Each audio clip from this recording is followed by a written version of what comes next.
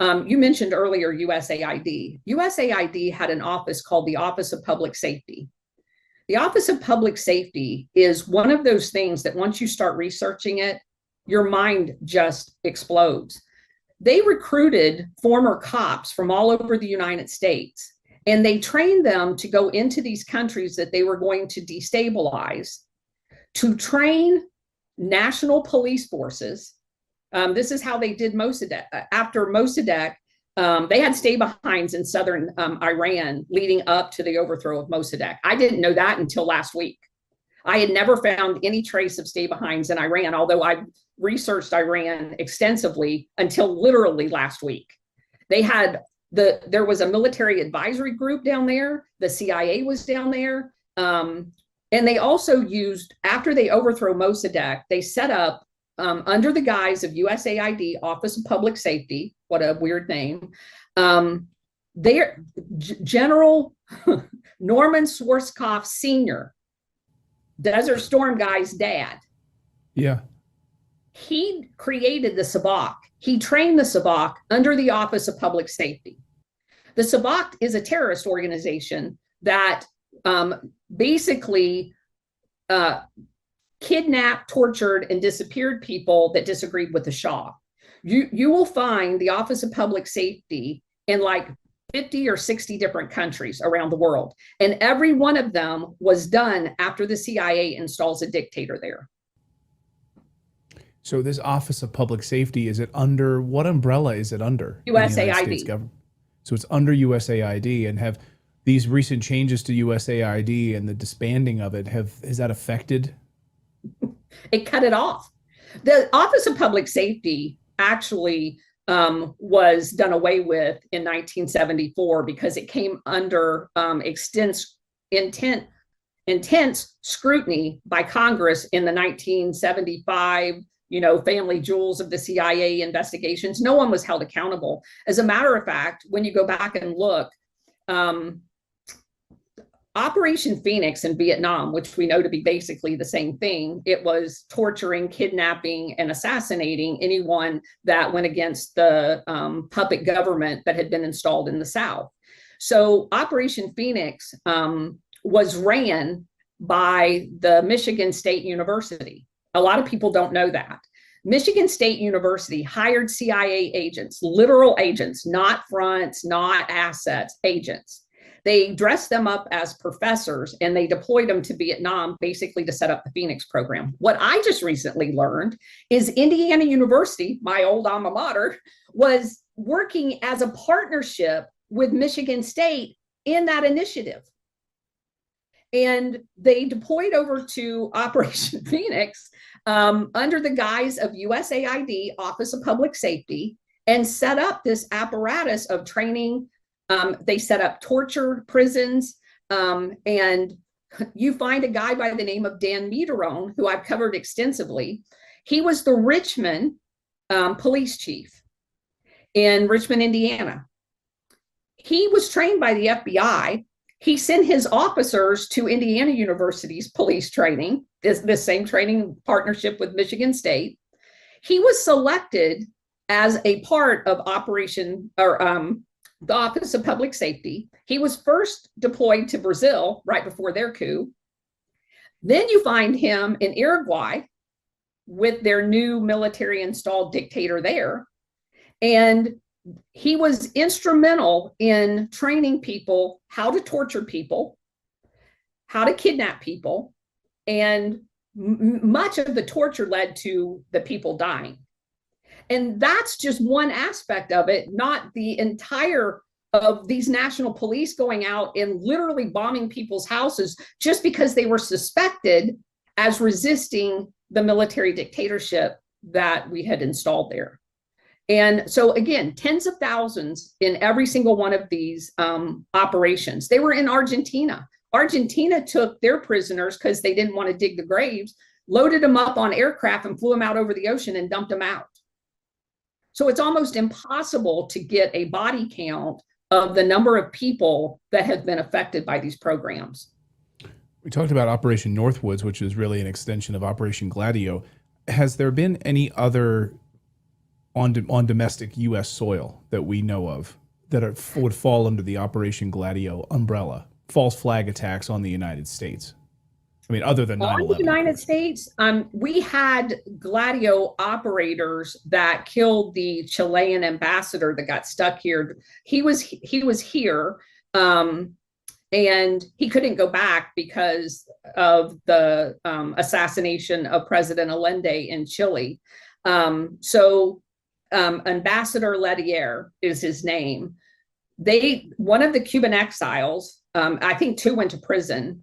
They were trained Gladio people, went to Washington, D.C. and ignited a car bomb, killing him and an American citizen, his aide, in downtown Washington, D.C. They were also implicated in the overthrow of Nixon. They were implicated in the assassination of JFK and RFK. When he was assassinated, if you trace the people that really did it, not Sirhan, they were tied to the Cuban exiles and the CIA. And MK Ultra, mind control. I mean, so I've done deep dives on MK Ultra, of course, the CIA's secret mind control brainwashing program to carry out nefarious things. Are there any blending here across Operation Gladio and MK Ultra? I'm glad you asked that question. Do you know who Jim Jones is? Sure. Okay. Do you know where Jim Jones' hometown was? San Francisco, right? Richmond, Indiana. Oh, right. But he okay. Then when he really started getting going and building his Correct. church, was he moved his San church, Francisco. To San Francisco. Jim Jones was classmates with Dan Meterone, the guy I just talked about. Wow. Come on. I'm not even kidding. I give up. I swear to God. I mean, I just try to go through my days as like a normal human being, and all of these pieces, it's just unbelievable to me on a regular basis. You're blowing my mind. Okay, so Jim Jones moves his church out to San Francisco. He is almost immediately approved as a foster home in San Francisco. Right. If you go back and you do the research, you find out that the mayor of San Francisco kills himself because he was one of the purveyors of the children in Jim Jones' little compound. Jim Jones was part of the Democrat vote running that was going on both in Los Angeles and San Francisco. He was intimately involved in all kinds of nefarious things. What I didn't know when I started looking into Jim Jones, but I don't have any concrete evidence that while in San Francisco, he was part of MK Ultra. I do have evidence of him being involved when he relocated to Guyana. Why did he relocate to Guyana? The reason he did is because Congressman Leo Ryan, the only active congressional member to ever be assassinated on duty, began an investigation into Jim Jones and the CIA in the operation that they were running out in San Francisco. And so Jim Jones, because the pressure is getting to him, he relocates his commune to Jonestown. Well, I had already came across evidence that Jonestown existed long before Jim Jones moved his church there. And it was used as a terrorist training camp for Operation Condor in Latin America. So he had ships. He was going from Brazil to Guyana with weapons. They were using them against Venezuela in order to protect who? Rockefeller's oil interest in Venezuela. So anybody in Venezuela that became a problem was taken out, launched from Jim Jones, Jonestown in Guyana. So all these people show up, and if you go back and you read the autopsy of the local Guyanan coroner, you find out that none of those people were poisoned with cyanide. They all had injection sites at the base of their neck. If you read Colonel Purdy's book, you find out that the body bags for those people were ordered the day before the massacre even happened to the Joint Chiefs of Staff to fly the body bags in. And despite having flown the body bags in, they were left out for 2 weeks so no one could see any of the evidence because it was 100 and some degrees there, and their bodies began to decomposing. And so a person that had been working for Jim Jones before all of the massacre happened had said that they were a whistleblower and got Leo Ryan to fly to Guyana because they were going to reveal all of the nefarious things that he had alleged already. And he's assassinated when he lands on the tarmac. So cyanide was not used. I mean, we had like over 300 children given like, we drink, we heard like the Flavor Aid or whatever that they were all drinking. It was not Kool-Aid, it was Flavor Aid. Right. So, right. So none of that happened. You're blowing my mind. None of that happened. They had injections. And of course, yeah, you're right. They were left out. We have the visuals. We have the images of I think it was like the famous Newsweek cover, right? The aerial photographs from high up where you see them out in the sun. They've been sitting out, the bodies have been rotting in the sun for weeks. Yes. It's unbelievable. So go ahead. No, I don't even know what to ask. I'm just blown away. You're blowing my mind. I'm just, I'll let you run with it. I mean, put the pieces together for me because I'm just. So the part we haven't talked about is how they get the money to do all of this, because it was all done covertly off the books. How they get the money. Right. Also, at the end of World War II, you had a civil war going on in China. You had Mao fighting against Chiang Kai-shek and other warlords in the South. Well, the nationalists, Colonel Paul Helliwell was one of the OSS officers, somehow also in the military. I've come across a lot of that happening, by the way. But Colonel Paul Helliwell was a military attaché to Chiang Kai-shek during World War II. And he's watching Chiang Kai-shek pay for his military efforts against Mao by selling opium. Now, there's a long story of Indian opium flooding China at this time under the auspices of the British Empire, who basically owned India at the time, the Boxer Wars, all of that stuff. So Chiang had a model of funding his revolution with drug money. So Paul Helliwell picks up the phone and he says, "Hey, Alan Dulles, I got a great way to pay for that Operation Gladio thing that you're kicking off. And we could do it with drug money. It's untraceable. It's cash. Let's do that." And so they make a deal with Chiang Kai-shek that they're going to supply him military aid to fight Mao under the guise of anti-communism. And Chiang Kai-shek gets kicked out of China eventually. They move him to Burma. So Chiang Kai-shek sets up his opium operation out of Burma. The Burmese government eventually kicks him out. So there's this tiny little island over here called Formosa. We now call it Taiwan.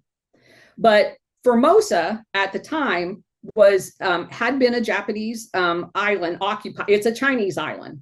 It was occupied during World War II by the Japanese. And so under the guise of going on to Formosa to get the rest of the Japanese out, there are US people present there. Well, they move Chiang Kai-shek and his KMT army of drug smugglers over to Formosa. And if you go through the first several, and I just pulled out of my notes, the first several State Department, they weren't ambassadors at the time, that was in Taiwan, and the first several CIA chiefs, you find them also involved in other Operation Gladio destabilization efforts. So, for example, the first station chief in 1949 assigned to Formosa, now called Taiwan, was Raymond Pierce. He was an OSS veteran who had parachuted to set up the KMT in Burma.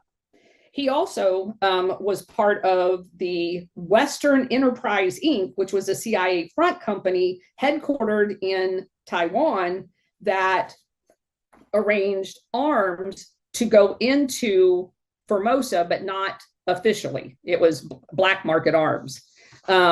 he also moved on to work with radio nets, opium financed weapon drops, and other activity, because I didn't know until I started doing this research that Taiwan wasn't just one island, it's 7. And the KMT was set up on all of those islands to launch after World War II and after they kicked Chiang Kai-shek out, to launch military operations into China to destabilize it. We also, one of the former ambassadors was involved in the destabilization of Tibet. And again, until I did this research, I didn't know that we had an entire contingent of stay-behind units in Tibet. So what we did was we took Tibetans, we flew them into Colorado to an abandoned World War II base, taught them how to be terrorists, and then took them back out to Tibet for them to launch attacks internal to China as well. We did the same thing with the Uyghurs, by the way. We used Nepal for that. We took Uyghurs out of China, trained them to be terrorists in Nepal. So all in an effort to destabilize China. Yes. So Taiwan now is the drug hub. So Chiang Kai-shek, he immediately implements martial law for the next 40 years.